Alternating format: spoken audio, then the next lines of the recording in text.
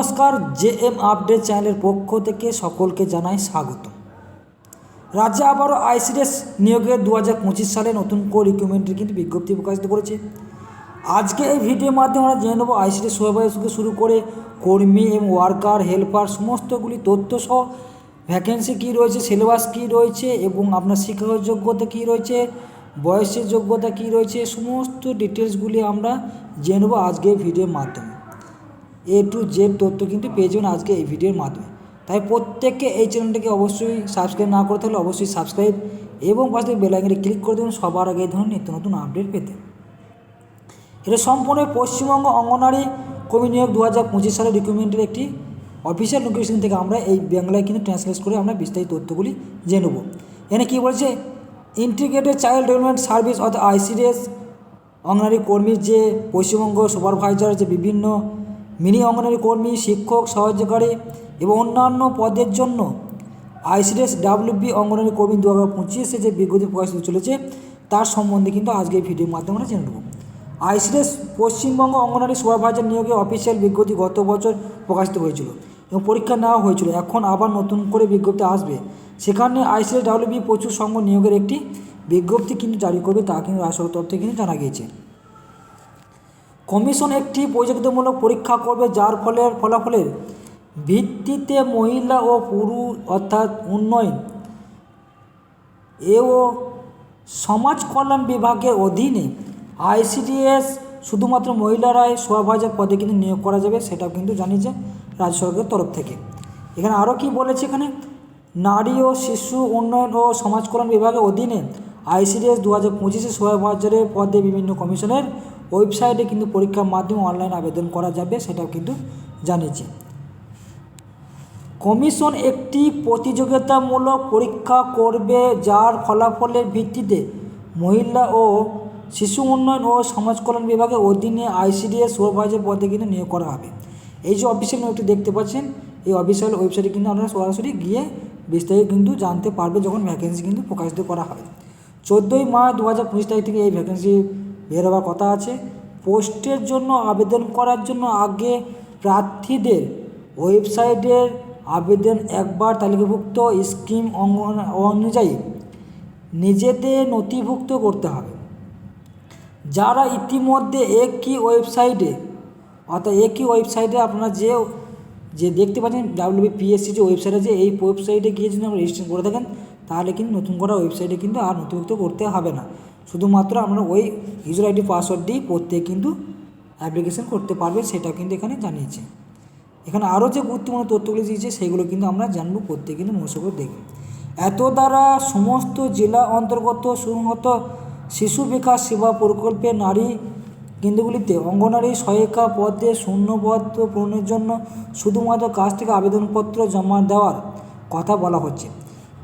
এই পদগুলি সম্পূর্ণরূপে স্বেচ্ছাসেবামূলক, এই কাজে নিযুক্ত কোনো অঙ্গনওয়াড়ি সহায়তা কোনো মতেই সরকারি কর্মচারী বলে কিন্তু গণ্য করা হবে না। এরূপ কোনো দাবিও কিন্তু পরবর্তীতে করা যাবে না। নির্বাচিত প্রার্থীরা শুধুমাত্র সরকার নির্ধারিত সাময়িক ভাতা কিন্তু পাবেন এই অঙ্গনওয়াড়ি কর্মী সুপারভাইজার পদের ক্ষেত্রে। এদের দায়িত্ব সরকার বাধ্য থাকবে না, সেটাও কিন্তু এখানে জানিয়ে দিচ্ছি, সেটা কিন্তু প্রত্যেকে দেখে নেবেন। আবেদনকারিনীর বয়স তারিখের অবশ্যই নিম্ন 18 থেকে সর্বাধিক 29 বছরের মধ্যে বয়স হলে প্রত্যেক মহিলা প্রার্থীরা কিন্তু এখানে আবেদন জানাতে পারবেন, সেটা কিন্তু এখানে জানিয়েছে। বয়সের ছাড় হিসেবে কী বলছে, এসসি এসটি ওবিসি যে প্রার্থীরা আছে তারা 5 বছর এবং ওবিসি প্রার্থী 3 বছরের ছাড় অবশ্যই পেয়ে যাবেন। এবং পিডাব্লিউডি ক্ষেত্রে বয়সের ঊর্ধ্বে 35 বছর পর্যন্ত কিন্তু আবেদন করা যাবে। এসসি এসটি ওবিসি ক্ষেত্রে কোনো রকম শিলতার প্রয়োজন নয়, অন্যান্য রাজ্যের প্রার্থীরা সাধারণ প্রার্থী হিসাবেই কিন্তু বিবেচিত করা হবে, সেটাও কিন্তু জানিয়েছে। অবসরকালীন ক্ষেত্রে কি বলেছে, এখানে বয়স অবসরকালীন বর্তমানে সরকারি নির্দেশিকা অনুযায়ী অঙ্গনওয়াড়ি সহায়িকা 65 বছর সম্পূর্ণ হলে বাধ্যতামূলক এই সেবামূলক কর্মজীবনে অবসান ঘটবে বলেও সেটা কিন্তু এখানে জানিয়েছে। একজন প্রার্থীর অবশ্যই নিম্নলিখিত যোগ্যতা থাকতে হবে যা আবেদন স্পষ্টভাবে উল্লেখ করা উচিত। বিজ্ঞাপনে নির্ধারিত যোগ্যতাগুলি সরকার কর্তৃক জারি করা বিজ্ঞপ্তিতে নিয়োগের নিয়ম অনুসারে প্রার্থীদের অবশ্যই শেষ তারিখের মধ্যে যোগ্যতা পূরণ করতে হবে, সেটাও কিন্তু এখানে জানিয়েছে। এখানে আরও কি বলেছে, নির্বাচন পরীক্ষায় সকল প্রকারের সত্য পূরণের সাপেক্ষ যোগ্য আবেদনকারীর পরীক্ষার মাধ্যমে নির্বাচিত করা হবে। প্রথমে লিখিত পরীক্ষা হবে 90 নম্বরের, পরীক্ষায় পাস করলে তবে মৌখিক পরীক্ষা প্রবেশিকায় যেটা আপনাদের ইন্টারভিউ বলা হয় সেটা কিন্তু 10 নম্বরে নেওয়া হবে। টোটাল 100 নম্বরে কিন্তু আমাদের পরীক্ষা নেওয়া হবে। সুপারভাইজারের ক্ষেত্রে আমাদের ফি থাকবে কি 150 অর্থাৎ 160 টাকা। সার্ভিস চার্জ, পরীক্ষা মূল্য চার্জ সমস্ত কিছু নিয়ে কিন্তু এটা থাকবে। পেমেন্ট পরিষেবা ব্যাঙ্কিং চার্জ থাকবে, পেমেন্ট চার্জ থাকবে, সমস্ত এগুলো নিয়ে কিন্তু আমাদের এই চার্জটি কিন্তু দিতে হবে। SC/ST OBC প্রার্থীদের কিন্তু কোনো রকম চার্জ লাগবে না। PW প্রার্থীদের ক্ষেত্রে কোনো অক্ষমতা থাকলে তার ফি দিতে হবে না, সেটাও কিন্তু অবশ্যই ফি অর্থাৎ প্রতিবন্ধী প্রার্থীদের ক্ষেত্রে তাদের কিন্তু ফি দিতে হবে না। এখানে আরও যে গুরুত্বপূর্ণ তথ্য আছে সেগুলো কিন্তু জানব। পরীক্ষার 3টি অংশে অনুষ্ঠিত হবে, অর্থাৎ 3টি ধাপে। সবার প্রথম অংশ কী বলছে, প্রাথমিক স্ক্রিনিং পরীক্ষার অবজেক্টিভ মাল্টিপল চয়েস কোশ্চেন থাকবে। দ্বিতীয় পার্টে কী থাকবে, লিখিত পরীক্ষা পরিচালিত প্রকারের পরে 3 নম্বর অংশে কী থাকবে, ভাইভা ভয়েস টেস্ট, সেটা কিন্তু জানছি অর্থাৎ ইন্টারভিউ বা মৌখিক পরীক্ষা। পার্ট নম্বর 1-এ কী থাকবে, প্রাথমিক স্ক্রিনিং পরীক্ষা অবজেক্টিভ মাল্টিপল চয়েসে কোশ্চেন থাকবে 100 নম্বরে। OMR ভিত্তিক কিন্তু এই পরীক্ষা নেওয়া হবে OMR সিটে, সেটা কিন্তু এখানে জানিয়ে দিয়েছে। নেক্সট কি বলেছে এখানে, 100 নম্বরের যে পরীক্ষায় প্রতিটি একাধিক চয়েস মাল্টিপল চয়েস ও অবজেক্টিভ কোশ্চেন টাইপের প্রশ্ন থাকবে। পার্ট 2 কী বলছে, লিখিত পরীক্ষায় পরিচালিত 400 নম্বর প্রিলিমিনারি স্ক্রিনিং স্টেট মেধাবীর ভিত্তিতে যোগ্যতা অর্জনকারী প্রার্থীদের নির্ধারিত নম্বর 400 নম্বর পরিচিত কিন্তু পরীক্ষা অর্জন করা হবে, সেটা সুপারভাইজারের ক্ষেত্রে কিন্তু জানিয়েছে। পার্ট 3-তে কী বলেছে এখানে, ভাইভা টেস্ট 50 নম্বর যে লিখিত পরীক্ষা আছে সেই মেধার ভিত্তিতে যোগ্যতা অর্জনকারী প্রার্থীর একটি নির্বাচিত নম্বরকে 50 নম্বরের ভাইভা টেস্টও টাকা হবে, সেটা কিন্তু এখানে চাইছে। পার্ট 1, 2, 3 এই 3টি ধাপ নেওয়ার পর আপনাদের একসাথে পরীক্ষার মোট প্রাপ্ত নম্বর যাচাই করে চূড়ান্ত ভিত্তি তাহলে কিন্তু প্রকাশ করা হবে, সেটা কিন্তু এখানে জানিয়েছে। আবেদনের সংক্রান্ত নিয়মাবলী এবং আবেদনপত্র জমা দেওয়ার তারিখ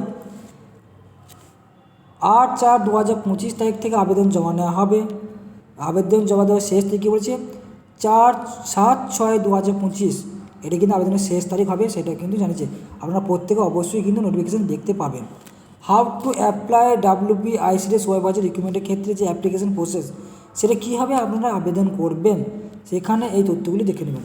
আবেদন করার জন্য আপনাদের অফিসিয়াল ওয়েবসাইট দেখতে পাচ্ছেন WBICDS.in গিয়ে অনলাইনের মাধ্যমে আবেদন করতে পারবেন।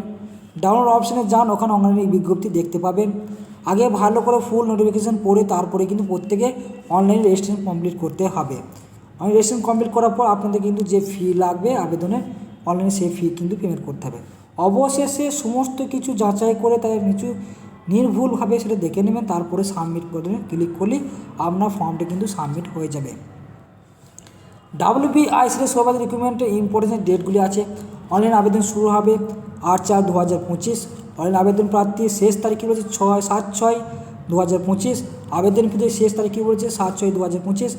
অনলাইনে ফি প্রদানের শেষ তারিখ 7/6/2025।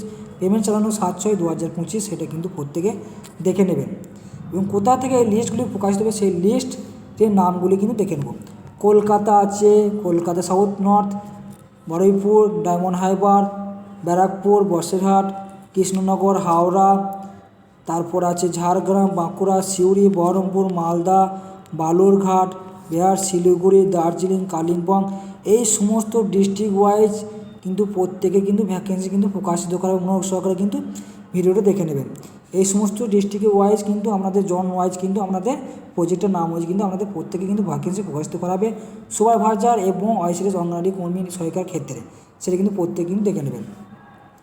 নেক্সট লাস্ট কী বলেছে এখানে, অফিসের ওয়েবসাইটে গিয়ে আবেদন করতে প্রত্যেক প্রার্থীদের আবেদনপত্র সম্পর্কিত বিষয়ে যে কোনো তথ্য উপরোক্ত ওয়েবসাইটে পাওয়া যায়, প্রত্যেকে সেটা দেখে নেবেন। আবেদনপত্রের একটি প্রিন্ট কপি ভবিষ্যতের জন্য অবশ্যই আপনাদেরকে প্রিন্টটি ফর্ম ফিল আপ করার পর অবশ্যই নিজের কাছে রেখে দেবেন, তাহলে কিন্তু আপনার আবেদনপত্রের সম্পূর্ণ তথ্য সঠিকভাবে কিন্তু ফিল আপ করা হয়ে যাবে।